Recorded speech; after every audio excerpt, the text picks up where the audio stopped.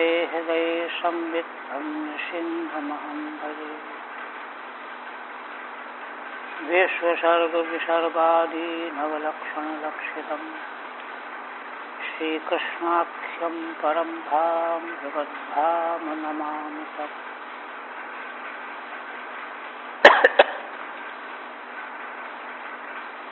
परम आदरणीय यति वृंद, भक्त वृंद एवं श्रोतृवृंद, श्रीमद् भागवत के दशम स्कंध पूर्वार्ध के अंतर्गत रास पंचाध्यायी के प्रकरण का चतुर्थ अध्याय 32वां चल रहा है। पूर्व में गोपांगनाओं ने मिल करके भगवान के दर्शन की प्रार्थना की, बड़े कारुणिक भाव से निवेदन किया। भगवान को महती दया प्रकट हो गई, आ गई,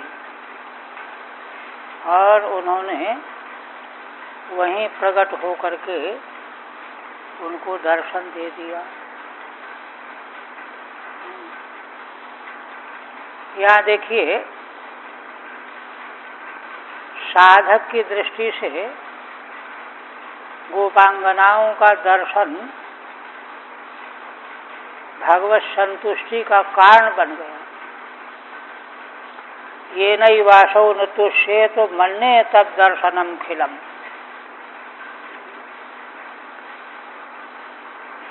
गोपांगनाओं ने भगवान को पुकारा एकत्र होकर के बड़े करुण भाव से। तब भगवान ने दर्शन दिया तो उनका दर्शन पूरा हो गया,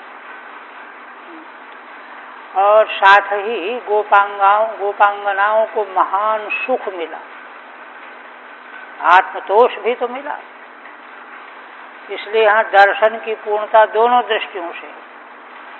साधक जो है पूर्ण तृप्त हो गया, संतुष्ट हो गया, और भगवान ने प्रसन्न होकर के आह्लादित कर दिया। इस प्रकार से दर्शन की पूर्णता यहाँ हुई। पीछे श्री भगवान सुखदेव जी ने वर्णन किया कि प्रसन्न होकर के गोपांगनाएं प्रसन्न मुख से भगवान का दर्शन पाते ही उठ खड़ी हुई, और अपने अपने विविध मनोरथों के अनुसार किसी ने भगवान का करकमल अपने हाथ में ले लिया, किसी ने चरण कमल अपनी गोदी में रख लिया, किसी ने भगवान की भुजा का आघ्राण किया, कोई नाराज होकर के कटाक्ष पूर्ण दृष्टि से देखने लगी, नाराजगी व्यक्त कर प्रणय को। इस प्रकार से बड़ी शोभा हुई। बल्कि दशम पद्य में भगवान सुखदेव जी ने बताया कि जैसे ईश्वर अपनी शक्तियों के सहित शोभा को प्राप्त करता है, ऐश्वर्यादि शक्तियों से संपन्न। दूसरा दृष्टांत दिया कि जैसे उपासक पुरुष उपासना के प्रभाव से जब ज्ञान बल, ऐश्वर्य बल प्राप्त कर लेता है तो उसकी बड़ी शोभा होने लगती है। ऐसे ही जीव, अनुसयी जीव को अनुसयी कहा जाता है। द्वादश स्कंद के सप्तम अध्याय में जहाँ पुराणों का लक्षण बताया गया है, वहाँ हेतु एक पदार्थ है। यहाँ श्रीमद् भागवत के 10 पदार्थ कहे गए, सर्ग विसर्ग स्थान पोषण उतयः। वहाँ लक्षण दूसरे प्रकार से वर्णन किए गए। तो वहाँ हेतु एक पदार्थ बताया गया। हेतु का वर्णन पुराणों में होता है, पुराण का लक्षण है। हेतु को कहा है कि संसारी जीव ही सृष्टि आदि का हेतु है, उसी के लिए तो संसार भगवान को बनाना पड़ा। बृहदारण्यक और छांदोग्य के मधु विद्या के प्रकरण में भी इसी प्रकार के दर्शन की बात आई। माने सूर्य जो है भूतों का मधु है, भूत जो है अमुक के मधु हैं, ऐसा वर्णन चला। तो तात्पर्य कहने का ये है कि मधु का छत्ता जैसे मधुमक्खियाँ परिश्रम करके फूलों का रस एकत्र करके तैयार करती हैं, फिर उसका रसास्वादन करती हैं, ऐसे ही अनंत जीव अपने कर्मों के फल स्वरूप सृष्टि रूपी छत्ता को प्राप्त होते हैं, प्राप्त करते हैं भोग के लिए, जो कर्म किए उनके भोग के लिए। और वह जीव जो शरीर में रह करके भोक्ता बना हुआ है, वहीं पर अंतर्यामी रूप से भगवान भी रहते हैं। तो अनुसायी तो भोक्ता जीव हो गया। यहाँ श्रीधर स्वामी ने अपने व्याख्या में अनुसायी कहा है। अनुसायी माने है ना, भोक्ता जीव को भोग का सामर्थ्य प्रदान करने वाला प्रेरक। जैसे द्वा सुपर्णा शैजा सखाया समानम वृक्षम परिशस्व जाते श्रुति है, एकादश स्कंद में भी यह बात स्पष्ट की जाएगी। तत्व तो असल में एक है।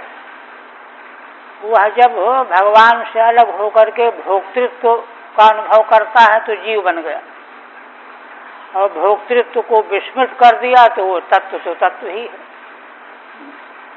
इस दृष्टि से अनुसायी और अनुसायी, अनुसायी अंतर्यामी भगवान, अनुसायी कर्ता भोक्ता जीव,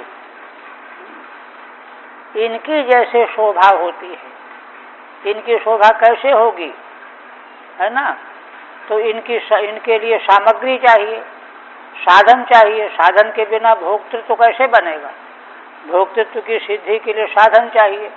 साधन सब प्राकृत होते हैं, प्रकृति के गुणों से प्रकट होते हैं। तो जैसे प्रकृति के गुण विस्तार से युक्त होकर के अनुसायी और अनुसायी की शोभा होती है, ऐसे ही भगवान की शोभा हुई। अब आगे देखिए 13वां पद। तद्दर्शनाह्लाद विधूत हरद्रुजो मनोरथांतम सुदयो यथा ययुः स्वैरुत्तरीयैः कुचकुंकुमांकितैः अचिक्लपन्नाशन मातु बंधवे। श्री भगवान सुखदेव जी वर्णन करते हुए कहते हैं, उधर तो भगवान की शोभा का वर्णन किया गया। भगवान गोपियों को लेकर के यमुना के दिव्य मंगलमय तट पर पुलिन पर पहुंच गए, और वहां पहुंच करके महती शोभा को प्राप्त हुए। शोभा का वर्णन करने के बाद अब कहते हैं, तद्दर्शनाह्लाद विधूत हरद्रुजः। श्री भगवान का दर्शन प्राप्त होने से इतना आह्लाद हुआ ब्रजांगनाओं को कि उस आह्लाद से हृदय का जो रुज था, ताप, भगवत विरह जन्य ताप जो हृदय रोग है, वह धुल गया। हृदय पूरा शीतल हो गया, ठंडा हो गया। और मनोरथांतम सुतयो यथा ययुः, गोपांगनाओं का मनोरथ जो है परिपूर्ण हो गया। मनोरथ कांत माने मनोरथ की जो पराकाष्ठा सीमा, अंतिम, जिसको प्राप्त करके पूर्णता प्राप्त हो जाते हैं, कृतकृत्यता प्राप्त होती है, पूर्णता, कृतकृत्यता, वही मनोरथों का अंत। अब कोई मनोरथ शेष नहीं रहा, उसको प्राप्त हो गई मनोरथानाम अंतम ययुः। दृष्टांत देखिए क्या दिया है, यथा श्रुतयः, जैसे श्रुतियां, वेद की श्रुतियां, वेद तो भगवान का गुणानुवाद वर्णन के लिए प्रकट होते हैं। वेद भगवान का गुणानुवाद किए बिना रह ही नहीं सकते, नित्य हैं, नित्य गुणानुवाद करते रहते हैं। वाल्मीकि रामायण में आया है कि भगवान जब अपने धाम स्वरूप से अवतार लेकर के प्रकट हो जाते हैं, भगवान श्री राम के रूप में दशरथ जी के यहाँ प्रकट हो गए, तो वेदों से रहा नहीं गया। भगवान जब अपने धाम में होते हैं तो वेद जो हैं, अब भगवान का धाम तो व्यापक है, कहीं बैठ करके अपना गुनगुनाते रहो, भगवान की स्तुति हो जाएगी, यशोगान होता रहेगा। किंतु भगवान ने जब अवतार ले लिया, विग्रह प्रकट कर लिया, तो वेदों से रहा नहीं गया। वाल्मीकि रामायण में है, वेद वेद्ये परे पुंसी जाते दशरथात्मजे। वेदों के द्वारा वेद्य जो भगवान परम पुत्र, परब्रह्म, परमात्मा, परमेश्वर, परम पुरुष, जब वे महाराज दशरथ के पुत्र होकर के प्रकट हुए, आ गए, तो वेद प्राचेत सादासीत साक्षात रामायणात्मना, तो वेदों से रहा नहीं गया, वे भी प्राचेतस वाल्मीकि जी की वाणी के द्वारा प्रकट हो गए, रामायणात्मना, रामायण के रूप में प्रकट हो गए। इसलिए वाल्मीकि रामायण बहुत ऊंची वस्तु है, वेदावतार। क्यों प्रकट हो गए कि सगुण भगवान का हम वर्णन करेंगे, उनका निरूपण करेंगे, शोभा का वर्णन करेंगे, स्तुति करेंगे। इसलिए तो सारी श्रुतियां भगवान का ही यशोगान कर रही हैं। हरिश सर्वत्र गीयते तो प्रसिद्ध है, ये उपमा है। अब फिर क्या किया, स्वैरुत्तरीय कुछ कुंकुमांकित अचिक्लपन्नासन मातु बंधवे। उन गोपांगनाओं ने जो भगवत दर्शन से आह्लाद प्राप्त करके विरहजन्य ताप से शीतलता का उनको अनुभव हो गया, तो अपना उत्तरी ऊपर का वस्त्र, ओढ़नी, जिसमें उनके स्तनों के कुमकुम के चिन्ह बने हुए थे, ओढ़ने का वस्त्र है, कुमकुम लग गया उसमें, उन उत्तरी वस्त्रों को ब्रजांगनाओं ने उसी रेत पर बिछा दिया। क्यों बिछा दिया, है ना? आसनम आत बंधवे आसनम अचिक्लपन। भगवान जो अपनी आत्मा हैं, अपने बंधु हैं, अपने ही हैं, अपना ही बंधु हैं, आत्मा हैं, उनको विराजमान होने के लिए उन्होंने आसन बिछा दिया, अचिक्लपन व्यवस्थित कर दिया। ठीक है। श्रीधर स्वामी कहते हैं, तास्य मनोरथानाम अंतम ययुः।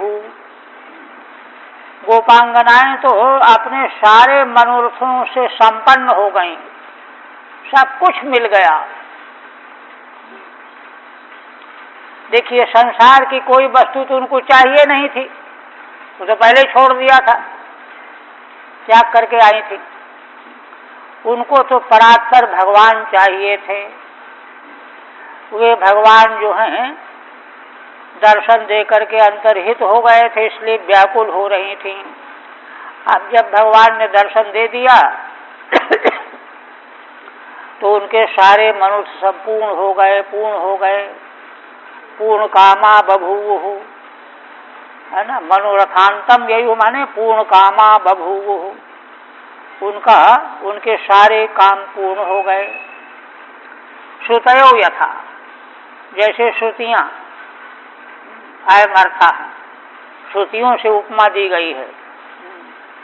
तो देखिए क्या कहते हैं, यथा कर्मकांडे श्रुतयः परमेश्वरम अपश्यन्त्यः तत्तत् कामानुबंधैः अपूर्णा इव भवन्ति। वेद की श्रुतियां कर्म, उपासना, ज्ञान 3 कांड हैं। तो कर्मकांड की जो श्रुतियां हैं वे श्रुतियां साधन का प्रतिपादन करती हैं। अब परमेश्वर का उनको दर्शन तो हो नहीं रहा, किंतु परमेश्वर की प्राप्ति के मार्ग का उपदेश करती हैं, साधन को उपदेश करती हैं, है ना। और उस उपदेश में, कर्मकांड में, कामनाओं की जब तक खाई पूरी नहीं होगी तो व्यक्ति भगवान को चाहेगा ही नहीं। इसलिए श्रुतियां पहले काम में साधनों का भी उपदेश करती हैं। काम में साधनों का अनुष्ठान करके मनुष्य जब उन कामनाओं को प्राप्त कर लेगा शास्त्रीय मार्ग से, तो तृप्त हो जाएगा। तृप्त हो करके फिर वह भगवान की प्राप्ति की इच्छा से पूर्ण हो जाएगा। तो इसलिए वे श्रुतियां जो हैं कर्मकांड की, कामानुबंध ही, कामनाओं के अनुबंध को लेकर के उपदेश कर रही हैं। कर्मकांड भाग की श्रुतियां अपूर्णा इव भवन्ति। तो इससे उनको लगता है कि हम अभी अपूर्ण ही हैं, क्योंकि काम में जो पदार्थों का साधन वर्णन किया जा रहा है यह कोई अंतिम थोड़ा ही है, ये तो बीच का पड़ाव है।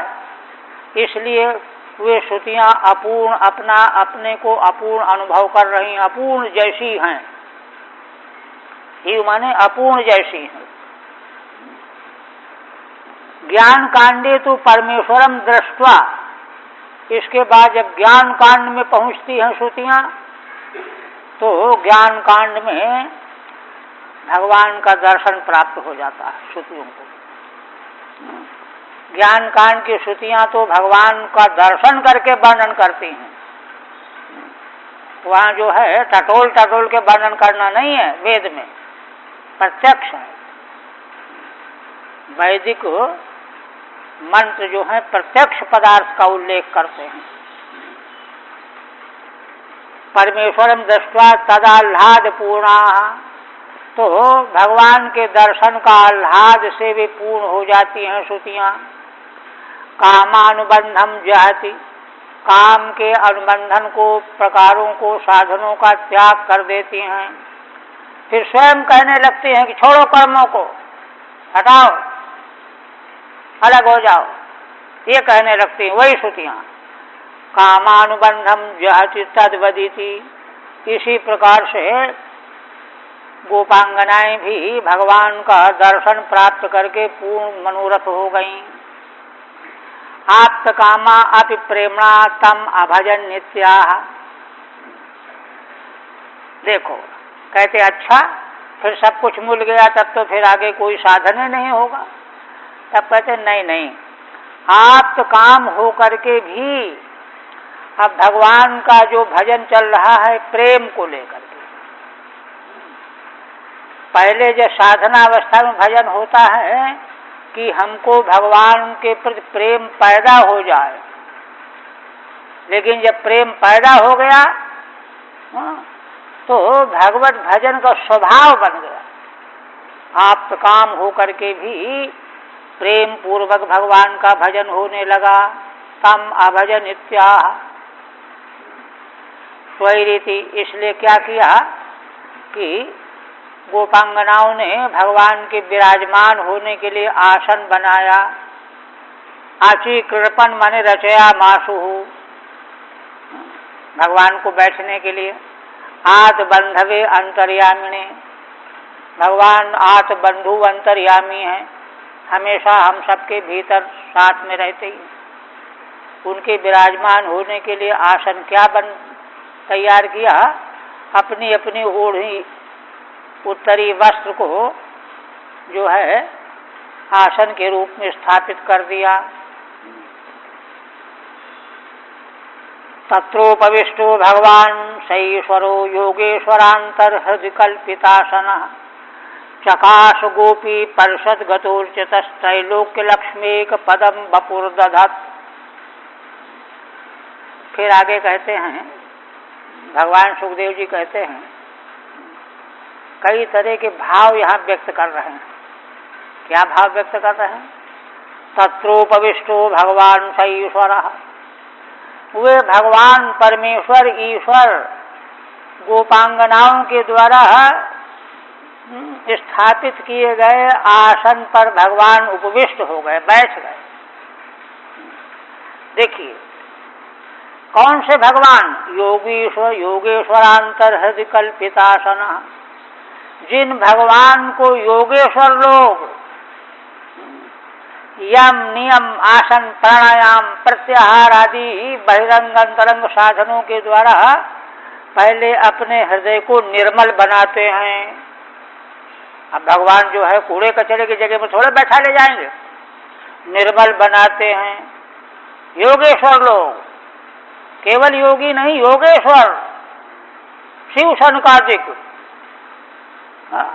निर्मल बना करके और अपने हृदय में भगवान के लिए आसन स्थापित करते हैं। तब भगवान उनकी श्रद्धा प्रीति से स्वीकार करते हैं। ऐसे भगवान यहाँ गोपियों ने बाहरी स्थूल आसन बना दिया अपने उत्तरी वस्त्र को, और भगवान ने स्वीकार कर लिया। यहाँ भाव की अभिव्यंजता यह है कि जो भगवान योगेश्वरों के विशुद्ध अंतःकरण के आसन में विराजमान होने वाले हैं, वे इन गोपियों के उत्तरी वस्त्र के आसन में विराजमान हो गए, बैठ गए। क्यों? भगवान प्रेम के भूखे, इनमें इतना प्रेम है भगवान के प्रति, इसलिए इनके प्रेम का मूल्य जो है सबसे बढ़ करके है ना, योगियों के भी से बढ़ करके भी इनके प्रेम का मूल्य है। चकाश गोपी परषद गतोर्चिता, भगवान को गोपांगनाओं ने बैठाला, पूजन किया, अर्चित हुए आदर पूर्वक, और भगवान की बड़ी शोभा होने लगी।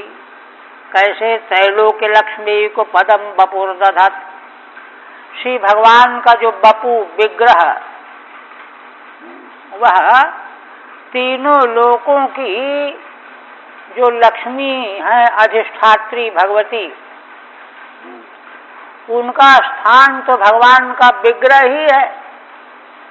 अनंत सौंदर्य माधुर्य की अधिष्ठात्री भगवती लक्ष्मी श्री भगवान के वक्षस्थल में विराजमान होती हैं। ऐसा भगवान का जो है सौंदर्य माधुर्य है, सौरस्य है। ऐसी शोभा धारण करने वाले भगवान गोपांगनाओं के द्वारा उत्तरी वस्त्र के आसन में विराजमान हो गए। क्योंकि भगवान तो प्रीति देखते हैं, प्रेम देखते हैं, आडंबर का ज्यादा महत्व नहीं है। ठीक है। गोपी सभागतस्ताभि सम्मानितः संचकाशे सुशुभे। संक्षेप में व्याख्या करते हैं श्रीधर स्वामी जी। गोपांगनाओं की सभा समुदाय में भगवान विराजमान हुए, उन गोपियों के द्वारा सम्मानित किए गए, और तब भगवान की बड़ी शोभा होने लगी। कैसी शोभा होने लगी? त्रैलोक्य या लक्ष्मी, तीनों लोकों में जो लक्ष्मी माने शोभा है, तीनों लोकों में शोभा सौंदर्य लक्ष्मी जो भी है ना, ये तो भगवान तो सबके समुद्र हैं, उसके एक बूंद से सारे संसार में शोभा बांट दी गई है। इसी में सब निर्वाह कर लो अपना।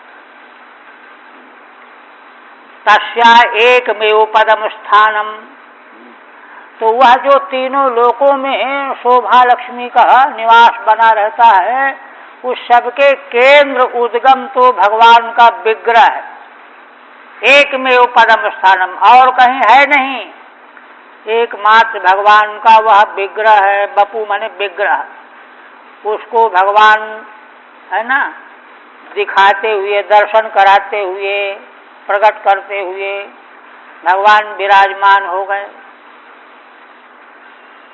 इसके बाद देखिए, सभाजयित्वा तमनंग दीपनम सहासलीलेक्षण विभ्रमद्भ्रुवा संस्पर्शनेनांक कृतांघ्रिहस्तयोः संस्तुत्य ईषत् कुपिता बभाषिरे। अब भगवान सुखदेव जी कहते हैं कि राजन, गोपियों ने श्री भगवान का बड़ा सम्मान किया, पूजन किया, अर्चन किया। सभाजयित्वा, किनका? तम अनंग दीपनम, श्री भगवान का जो वह मंगलमय विग्रह है, स्वरूप है, वह अनंग को दीप्त करने वाला है, सब प्रकार के शोभा सौंदर्य का अधिष्ठान है। इसलिए उसके दर्शन से अनंग उद्दीप्त होता है। उन भगवान का बड़ी विधि पूर्वक पूजन सम्मान करने के बाद सहासलीलेक्षण विभ्रमद्भ्रुवा, गोपियों ने क्या किया? सहासलीलेक्षण विभ्रमद्भ्रुवा, मधुर हासपूर्ण और लीलापूर्ण ईक्षण और अपनी भ्रुकुटियों को विभ्रमित करती हुई, तीन चीजें हैं। मधुर मुस्कान भी है, लीला पूर्वक भगवान का अवलोकन भी है, और भ्रुकुटी भी उनकी घूम रही है।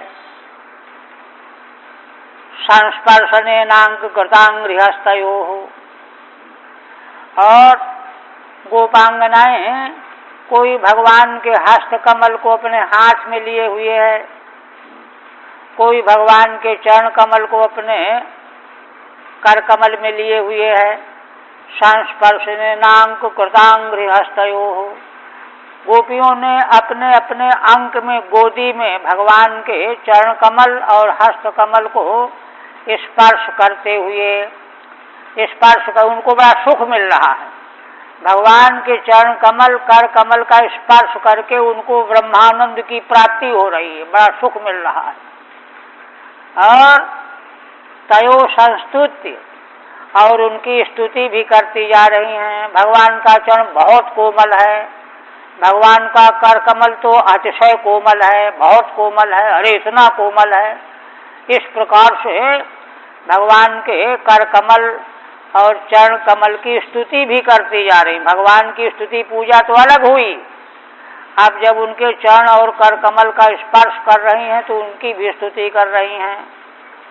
स्तुति करती हुई ईषत् कुपिता बभाषिरे, फिर कुछ कुपित सी होकर के कहने लगी। कुपिता माने प्रणय कोप। ठीक है। सहासलीले क्षणेन विभ्रमो विलासः, हासपूर्ण और लीलापूर्ण भगवान का दर्शन कर रही हैं, और ऐसा करने से विभ्रम पैदा हो रहा है, विलास विलास पैदा हो रहा है भ्रकुटी में, नेत्र की भ्रकुटी में। यह श्याम तया भ्रुवोपलक्षिता, उस भ्रकुटी से उपलक्षित होकर के ईषत् कुपित होकर के कहने लगी। संस्पर्शनेन सम्मर्दनेन, भगवान के कर कमल हस्त कमल का है ना सेवन कर रही हैं, स्पर्श कर रही हैं, सेवा कर रही हैं, और यह करती हुई कुछ कुपित होकर के कहने लगी। गोप्य ऊचु, आप गोपियां देखे क्या प्रश्न करती हैं। कहती हैं भजतो अनुभजन्ते को एक एतद् विपर्ययम्, नो भयांश भजन्ते के एतन्नो ब्रूहि साधु भोः। गोपियां कहने लगी कि भगवान आप यह बताओ कि संसार के कुछ लोग तो ऐसे होते हैं कि उनसे प्रेम करते हैं जो उनसे प्रेम करते हैं। भजता माने प्रेम करने वालों से, एके अनुभजन्ति प्रेम करते हैं, और एके एतद् विपर्ययम्। कुछ ऐसे होते हैं कि माने जो भजन नहीं करते हैं तो भी उनको चाहते हैं। नो भयांश भजन्ते के। और दूसरे तरह के लोग वे देखे जाते हैं कि उनका कोई भजन करे तो भी उनसे प्रेम करते हैं, उनका कोई भजन न करे, प्रेम न करे तो भी प्रेम करते हैं। ऐसा करते हैं। नोभयांश भजन्ते के, प्रेम करें तो न करें तो, किंतु वे तो भजेंगे, प्रेम करेंगे। एतन्नो ब्रूहि काम साधु भो। अच्छा, और ये तीसरे कौन से हैं कि प्रेम करने वालों से भी नहीं प्रेम करते और न करने वालों से भी नहीं करते। 3 कोटियां बनाई। 3 कोटियां बना करके असल में गोपियां भगवान के द्वारा यह सुनना चाहती हैं कि भगवान अपने मुख से कहें कि हमने भूल की, हमको ऐसा नहीं करना चाहिए, ये चाहती हैं। उन्हीं के मुख से उनकी न्यूनता का कथन सुनना चाहती हैं। इसलिए 3 प्रश्न बना करके कि इनमें से आप किसको अच्छा मानते हैं, 3 प्रश्नों का आप उत्तर दीजिए। श्रीधर स्वामी देखिए क्या कहते हैं। तत्र भगवतो अकृतज्ञताम। मुख्य बात यह है, भगवान जो हैं गोपियों को यह बना हुआ है कि हम जैसा भगवान से प्रेम कर रही थीं वैसा प्रेम करना इनको नहीं आता। केवल गाय चराना जानते हैं, प्रेम करना इनको कहाँ आता। तभी तो हमारी पीड़ा को समझ नहीं पाए कि हम कितना प्रेम करते हैं। तो यह बात भगवान अपने मुख से स्वीकार करें, ये कहने के लिए प्रश्न कर रही हूं। तद बचने नयु आपादयतु कामाः। भगवान की अकृतज्ञता तो गोपियों को मालूम है, किंतु यह बात भगवान के मुख से स्वयं सुनना चाहती हैं कि ये कहें कि हाँ हम अकृतज्ञ हैं। उनका गूढ़ अभिप्राय तो ये है, गूढ़ाभिप्रायाः लोक वृत्तान्तमिव पृच्छन्ति। किंतु संसार में जैसे लोग पाए जाते हैं, लोग का वृत्तांत बना करके पूछ रहे हैं, अन्योक्ति के द्वारा, बहाने के द्वारा। भजता इति, भजता प्राणिनः। जो लोग भजन करना माने प्रेम करना, उनसे भजन करते हैं। अनु अनंतरम माने जो उनसे प्रेम करेंगे उनसे ये भी प्रेम करेंगे। पहला पक्ष ये है। केचित भजनानुसारेण भजन्ति, है ना, माने भजन के अनुसार भजन करते हैं। जो जितना प्रेम करने वाला है उतना ही प्रेम करते हैं। और केचित एतद् विपर्ययम् यथा भवति तथा। कोई लोग ऐसे होते हैं कि उनसे कोई प्रेम करे चाहे न करे वे तो करेंगे, विपर्य हो गया। तद भजनानपेक्षम भजतो विभजन्ति। मतलब क्या हुआ, दूसरे हमसे प्रेम करें तब हम प्रेम करें ये कुछ नहीं, हमको तो प्रेम करना है, कोई प्रेम करे चाहे न करे, ये दूसरी कोटि हो गई। अन्य तो नो भयानिति। तीसरी कोटि है कि कोई प्रेम करे चाहे सिर के बल खड़ा हो जाए, उनको नहीं प्रेम करना है। और जो प्रेम ही नहीं करते उनसे तो प्रेम करने का सवाल ही नहीं है। तो इन 3 कोटियों में से गोपियां चाहती हैं कि भगवान अपने मुख से स्वीकार कर लें कि हम तो तीसरी कोटि वालों में आ जाएंगे। लेकिन भगवान तो सर्वज्ञ हैं, परमात्मा है। श्री भगवान वाच, भगवान उत्तर देने लगे। देखिए पहले वाले को तो उन्होंने उड़ा दिया, काट दिया। कहते हैं मिथो भजन्ति ये सख्य स्वार्थैकान्तोद्यमाहिते।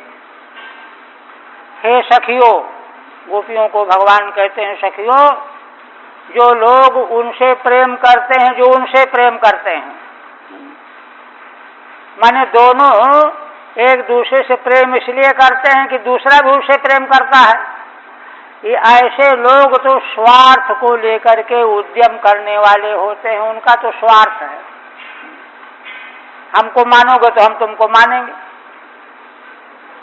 न तत् सौहृदम धर्म स्वार्थार्थम तद्धि नान्यथा। वहां न तो सौहार्द है चाहने में और न धर्म है। मतलब के लिए प्रेम करना, काम निकालने के लिए, स्वार्थ साधने के लिए, न वहां सौहार्द है न धर्म है।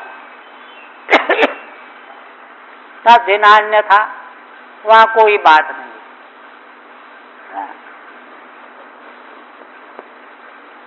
तत्र टीका तत्र भगवतो आकृतज्ञताम। ये तो हो गया क्या? हाँ, अच्छा, श्री भगवान। अच्छा, 17वें की,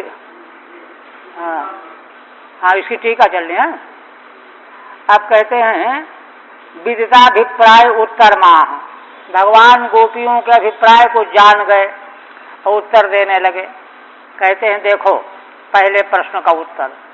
हे सख्या उपकार प्रत्युपकारतया ये मिथो भजन्ति ते अन्यम न भजन्ति। उपकार और प्रत्युपकार, भाई इन्होंने हमारे साथ यह किया तो हम भी करेंगे।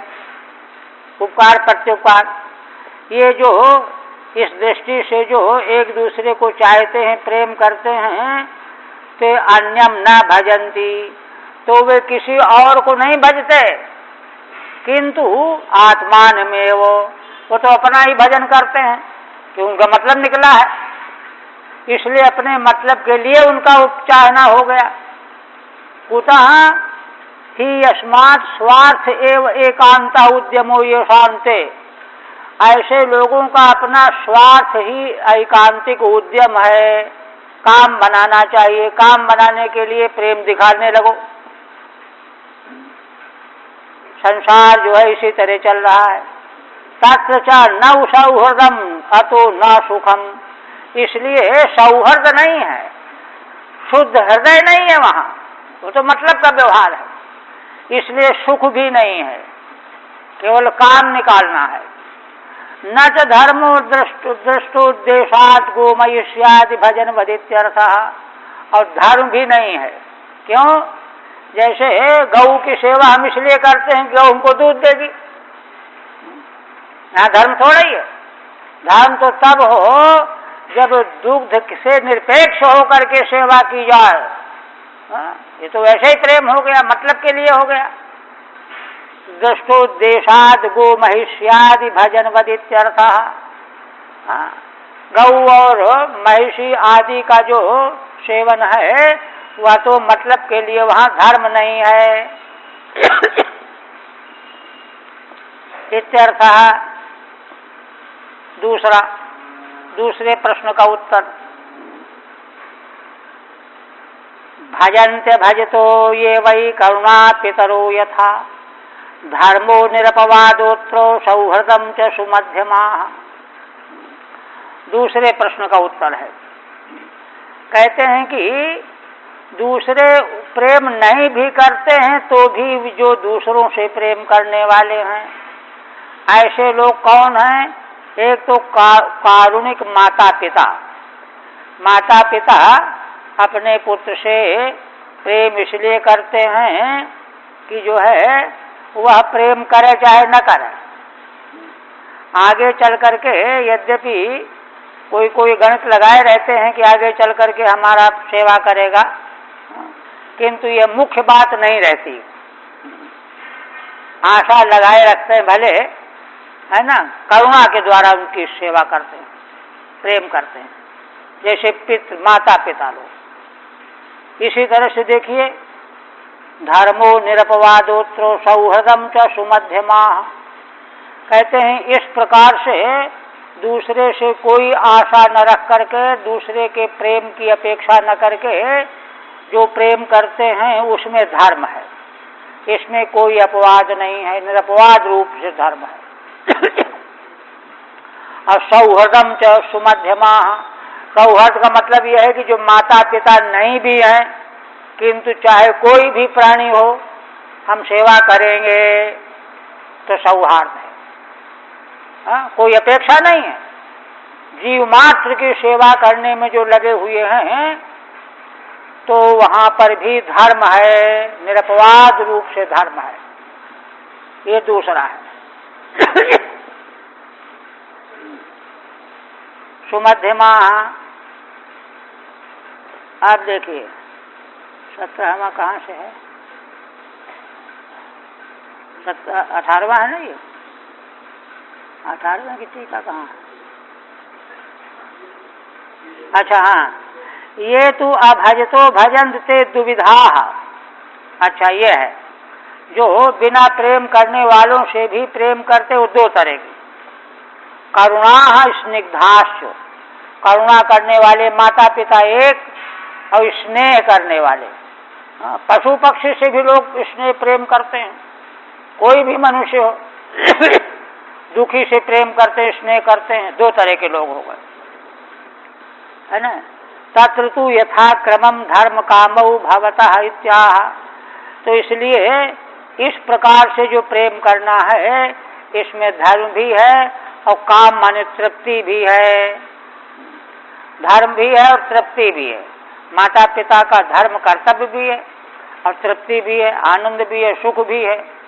और इसी तरह से है ना, दुखी प्राणी की सेवा करना, प्रेम करना, इसमें धर्म भी है और तृप्ति भी है ना। भवत्या भजन्त भजता इति।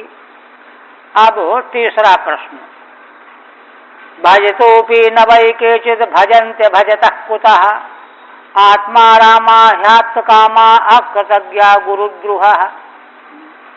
तीसरे प्रश्न का उत्तर दे रहे हैं, कहते हैं कि देखो सखियों, भजतोपि न वै केचित्, कुछ लोग ऐसे होते हैं जो प्रेम करने वालों से भी प्रेम नहीं करते, फिर प्रेम न करने वालों से तो प्रेम करने का सवाल ही नहीं है। भजता कुतः, किंतु देखो ऐसे लोग चार तरह के होते, उनके भीतरी भेद हैं। पहले आत्माराम, आत्माराम प्रेम करने वालों से भी प्रेम नहीं करते लेकिन वे निकृष्ट नहीं होते। दूसरे आप्तकामा, आप्तकाम भी प्रेम करने वालों से भी प्रेम नहीं करते, वे भी निकृष्ट नहीं होते। निकृष्ट कौन होते हैं? अकृतज्ञा, जो प्रेम करने वाले के उपकार को जानते नहीं, अकृतज्ञ। इन्होंने हमारा यह किया है इसको जानते ही नहीं, अकृतज्ञा। और चौथे गुरुद्रोह, गुरुओं से भी द्रोह करने वाले होते हैं, दुष्ट प्रकृति के होते हैं, गुरु पिता आदि। ऐसे चार तरह के हैं। तो चार तरह के दो तो अंतिम वाले निकृष्ट हैं और पहले वाले दो तो श्रेष्ठ हैं। टीका में कहते हैं तृतीय प्रश्नोत्तरम भजतोपीति, तीसरे प्रश्न का उत्तर भजतोपीति अयम अर्थः, इसका अर्थ क्या है? ते तु चतुर्विधा, प्रेम करने वाले से भी प्रेम नहीं करने वाले चार तरह के लोग हैं, है ना। एके आत्मारामा, आत्माराम कौन है? अपने आत्मस्वरूप में ही रमण करने वाले, अपराग्रसा, जिनको बाहर संसार दिखाई ही नहीं देता, वे पहले उच्च कोटि के। केचित आप्तकामा, दूसरे आप्तकाम हैं, माने विषय दर्शिनों की, यद्यपि उनको बाह्य जगत दिखाई देता है लेकिन कोई कामना नहीं है कि हमको कोई बढ़िया भोजन ले आवेगा इसलिए इससे प्रेम कर लें, कोई कामना नहीं है। विषय दर्शिनोपि पूर्ण कामत्वेन भोगेच्छा रहिता, पूर्ण काम होने से भोगेच्छा से रहित हैं। ये दो तो उत्कृष्ट हैं, है ना। ये तो शास्त्र का ही मार्ग है। अन्य अकृतज्ञा मूढ़ा, तीसरे तो अकृतज्ञ है, मूढ़ हैं। उन मूढ़ों को यही पता नहीं है कि इन्होंने हमारे साथ क्या क्या सद्व्यवहार किया है। बृहदारण्यक के प्रथम अध्याय के द्वितीय ब्राह्मण में जहाँ प्राणोपासना का प्रसंग है, वहाँ प्राण तत्व की महिमा का वर्णन किया गया है। उसके श्रुति की व्याख्या में भगवान भाष्यकार कहते हैं, प्राण देखिए कितना उपकार करने वाला है। देखिए प्राण जो है जागृत अवस्था में चलता रहता है, स्वप्नावस्था में चलता रहता है, लेकिन जिसको सांस जिसकी चलती रहती है उसको पता नहीं कि चल रहा है कि नहीं चल रहा, लेकिन अगर ध्यान करे तो पता चल जाएगा सांस चल रही है। स्वप्नावस्था में भी पता नहीं कि सांस चल रही कि नहीं चल रही, है ना, लेकिन जगने पर उसको मालूम पड़ जाता है। सुषुप्ति अवस्था में तो उसको कुछ भी मालूम नहीं है, लेकिन सुषुप्ति अवस्था में भी प्राण जो है उसकी रक्षा कर रहा है। कुछ पता नहीं उसको सोने वाले को। तो वहां भाष्यकार दृष्टांत देते हैं, इसी प्रकार से जैसे माता पिता शिशु अवस्था में तो उसको कोई बोध ही नहीं है, अगर माता पिता उसकी देख रेख न करे तो मर जाएगा, तो कुछ भी हो जाएगा, गड़बड़ हो जाएगा, जिंदा ही नहीं रहेगा। इसी प्रकार से प्राण तत्व जो है प्राणी की रक्षा करता रहता, जीवन को बचाए रखता है। और किंतु जिसके जीवन को बचाए हुए है प्राण, वह जानता नहीं है कि कितना बड़ा उपकार हमारे ऊपर इसका है। ऐसे जो वही कह रहे हैं, अन्य अकृतज्ञा मूढ़ा, जानते ही नहीं है कि हमारा इन्हीं के बल पर हम जीवित हैं। अन्य तो गुरुद्रोहो अति कठिना, चौथे अनजान में खैर मान लो नहीं जानते हैं, गुरुद्रोहो अति कठिना, है ना, अत्यंत कठिन। कैसे? यहाँ पर सीधा स्वामी कहते सा पिता यस्तु पोषक, जो पोषण करने वाला वो पिता ही है। गुरु का अर्थ पिता भी होता है, तो उसको भी उपेक्षा करने वाला है, अपने पोषण करने वाले से भी द्रोह करने वाला है, द्रोह करने वाला है।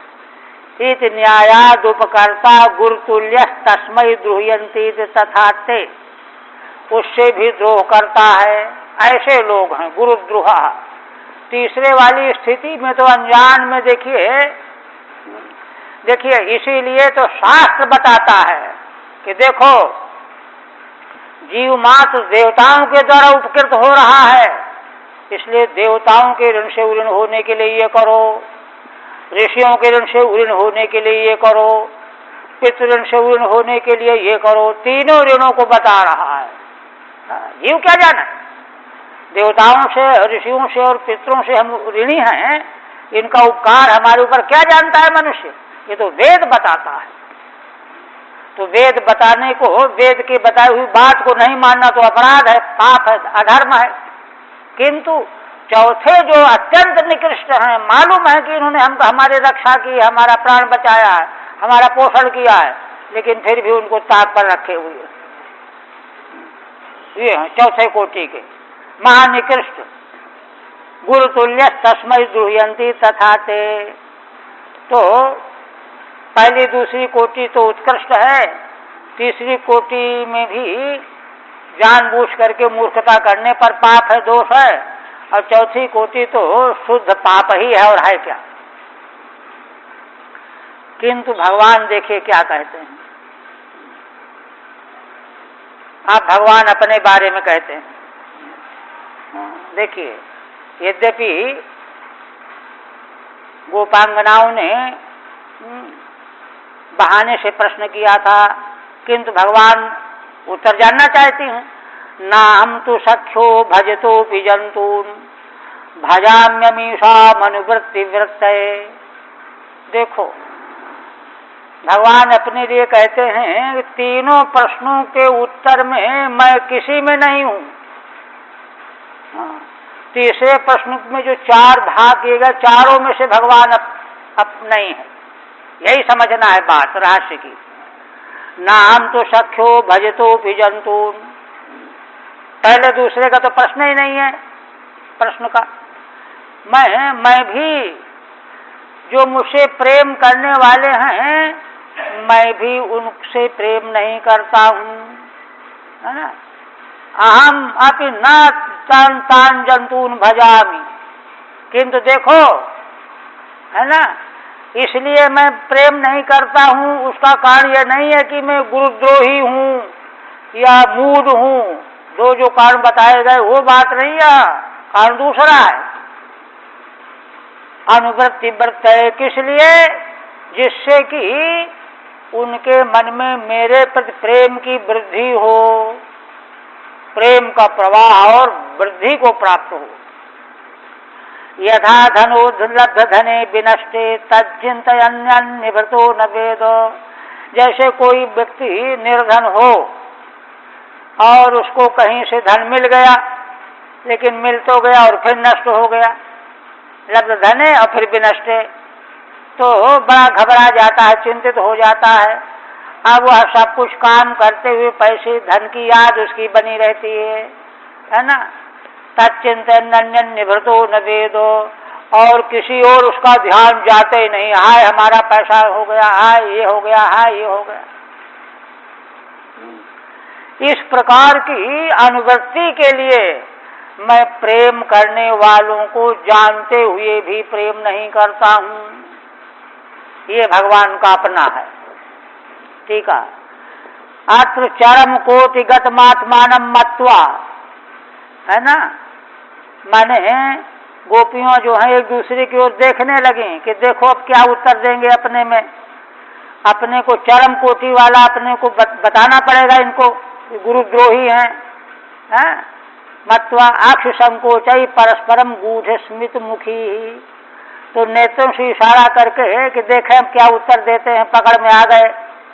एक दूसरे की ओर गूढ़ मुस्कान पूर्वक देख रही हैं गोपियां। दृष्ट्वा आह, देख करके, ऐसी गोपियों को भगवान देख करके बोले। ना हम त्वेति, कहते हैं कि हे सखियों, अहम तेषाम मध्य न कोपी, इन चारों कोटियों के भीतर मैं कोई भी नहीं हूँ।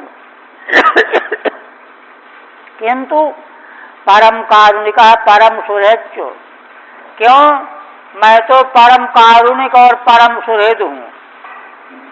आत्मा राम से भी अलग कोटि है, पूर्ण काम से भी अलग कोटि है, और अंत वाली दोनों कोटियों का तो कोई अर्थ ही नहीं यहाँ पर। भगवान के समझ में क्या अर्थ है ना। भगवान का की कोटि एकदम अलग है ना। कैसे? परम कारुणिक परम सुहृद, भगवान परम कारुणिक है।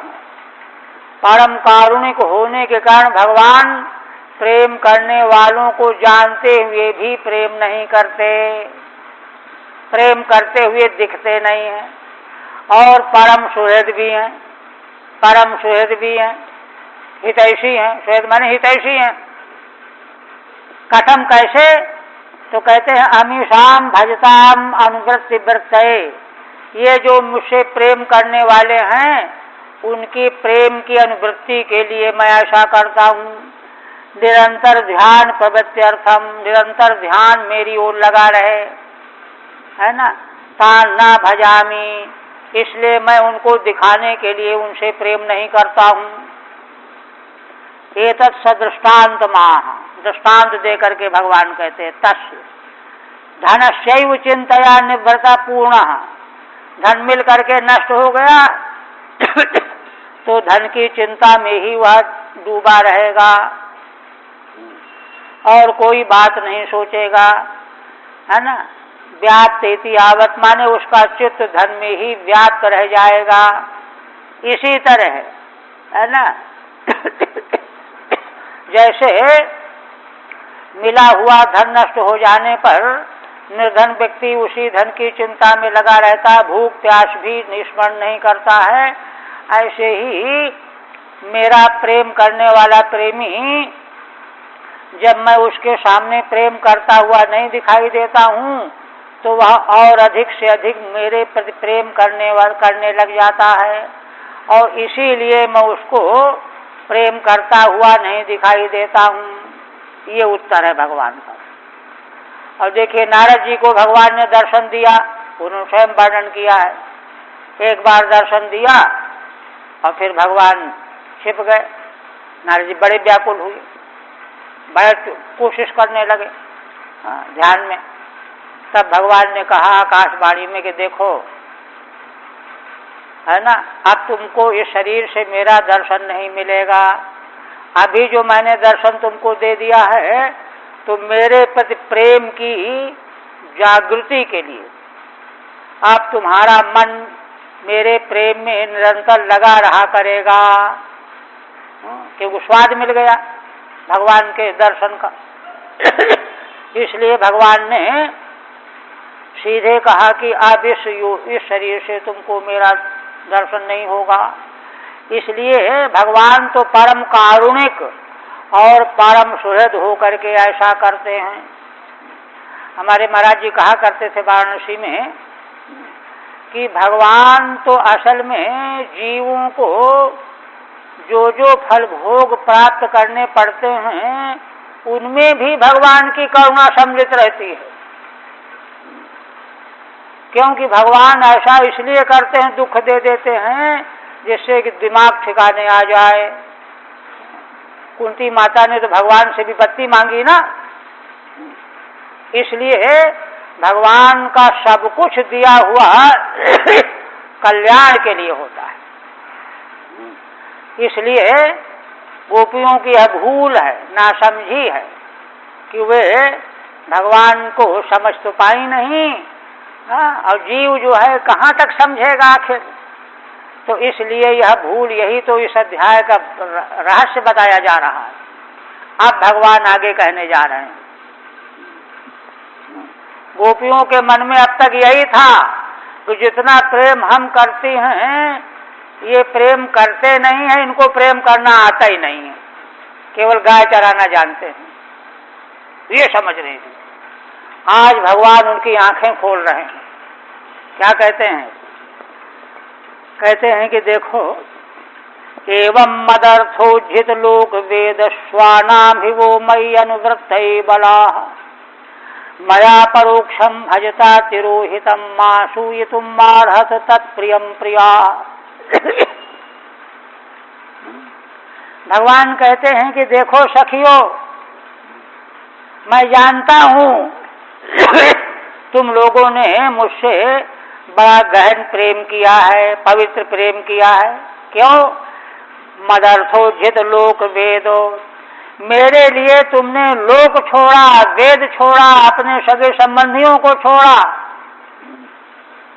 वो मयि अनुवृत्तये बलाः, मैं इस बात को जानता हूं, है ना। और मया परोक्षम भजतापि, मैं छिप करके तुमसे प्रेम करता ही रह रहा था, किंतु सामने प्रकट नहीं किया अपने प्रेम को, है ना। तिरोहितम परोक्षम भजता, छिप करके तुम्हारे प्रेम को मैं जान रहा था और तुमसे प्रेम करता जा रहा था, प्रेम किया ही नहीं ऐसा नहीं।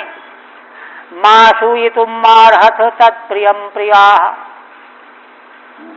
भगवान कहते हैं, देखिए दो टूक शब्दों में कहते हैं, हे प्रियतमाओ, मेरे प्रेम में तुम दोष दर्शन मत करना।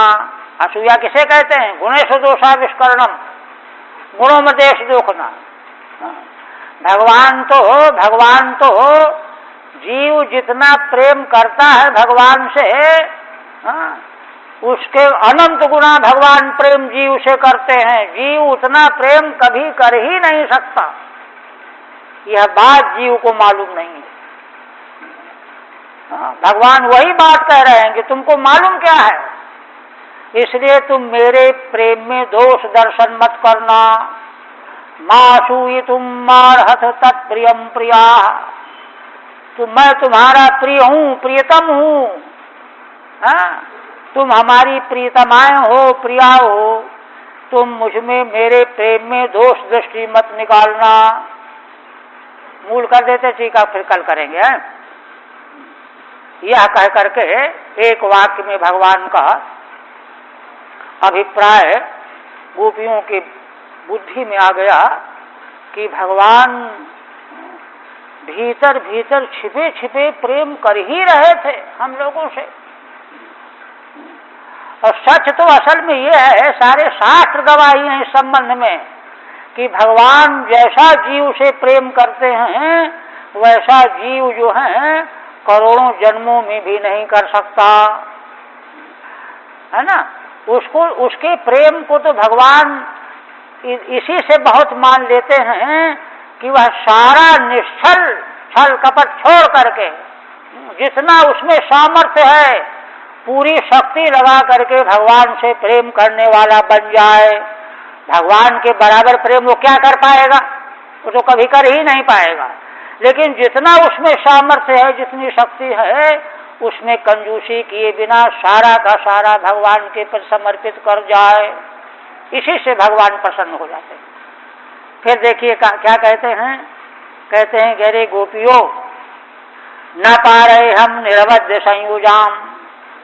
बहुत बड़ी बात भगवान कहते हैं, निर्वध्य संयुजाम, तुम्हारा जो हमसे संयोग हुआ है, तुमने जो हमसे प्रेम किया है, निर्वध्य माने विशुद्ध है, अवध्यम पापम, निर्वध्यम माने विशुद्धम। इतना शुद्ध प्रेम कोई संसार का कर ही नहीं सकता। स्वसाधु कृत्यम विबुधा युषा विवाह, मैं देवताओं की आयु पा जाऊं और उतने समय तक देवताओं की आयु के बराबर तुम्हारे प्रेम का बदला चुकाने के लिए साधुतापूर्ण व्यवहार करता रहूं, तो भी मैं तुम्हारे प्रेम का बदला नहीं चुका सकता। देखिए क्या कह रहे हैं, यामा भजन दुर्जर गेह श्रृंखला।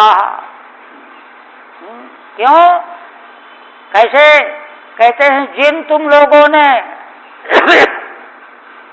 माम अभजन, मेरा भजन किया, मुझको चाहा, क्या करके चाहा, कैसे चाहा, दुर्जर गे श्रृंखला संभ्रष्य, जो घर की श्रृंखलाएं जंजीरें बड़ी दुर्जर, बड़ी जो है दुर्जर हैं, उनको जीर्ण करना आसान नहीं है, गला पकड़े रहती हैं घर की श्रृंखलाएं, उनको काट डाला तुम लोगों ने, संभ्रष्य माने काट करके, और संभ्रष्य तद्वह प्रतियातु साधुना, उनको काट करके इस तरह से घर गृहस्थी शरीर की आस्था आदि त्याग करके कोई भगवान का प्रेम करने वाला कोई दिखाई तो पड़े, तुमने जैसा किया है। इसलिए तुम्हारे इस प्रेम का बदला मैं देवताओं की आयु पा करके भी चुका नहीं सकता। हाँ, केवल एक रास्ता है। देखिए प्रेमी जो होता है ना, उसको बड़ा भार बन जाता है कि देखो अभी हमको जो है हमारे प्रेम को इतना महत्व दे रहे हैं, अपने को उऋण नहीं मान रहे, ऋणी मान रहे हैं। ये एक टेस्ट, एक जो है टीस लगती है। वे तो निर्मल हृदय चाहते हैं। तो भगवान कहते हैं कि एक उपाय तो है कि तुम अपने साधुता के स्वभाव से यह मान लो, कह दो कि जाओ हमने तुमको ऋण कर दिया। केवल यही एक रास्ता है, अन्यथा हम अपने पुरुषार्थ से तुम्हारे प्रेम के से ऋण नहीं हो सकते, है ना। इस तरह से जब भगवान ने दो पद्य में ये बात कही तो गोपियों का हृदय खुल गया। वो तो हमेशा इसी चक्कर में थी, ये प्रेम करना जानते ही नहीं। अब उनको आज मालूम पड़ा कि अरे हम लोग कितनी नासमझ हैं, मूढ़ हैं, कुछ भी नहीं जानते।